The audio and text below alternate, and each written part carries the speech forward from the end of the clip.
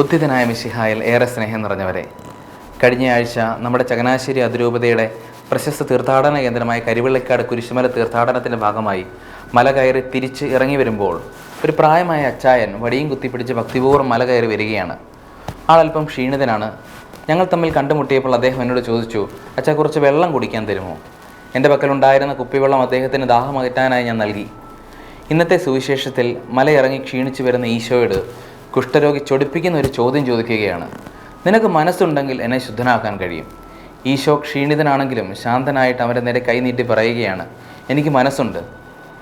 അവൻ്റെ മനസ്സറിഞ്ഞ് സൗഖ്യം കൊടുക്കുന്ന ഈശോ നമുക്ക് നല്ലൊരു മാതൃകയാണ് നൽകുന്നത്. മറ്റുള്ളവർക്ക് നന്മ ചെയ്യുമ്പോൾ, അവരുടെ മനസ്സറിഞ്ഞ് നാം സഹായിക്കുമ്പോൾ അത് അവരുടെ ജീവിതത്തിൽ ഒത്തിരി സന്തോഷമുണ്ടാക്കുന്നു, പരിവർത്തനം ഉണ്ടാക്കുന്നു എന്ന് നാം തിരിച്ചറിയണം.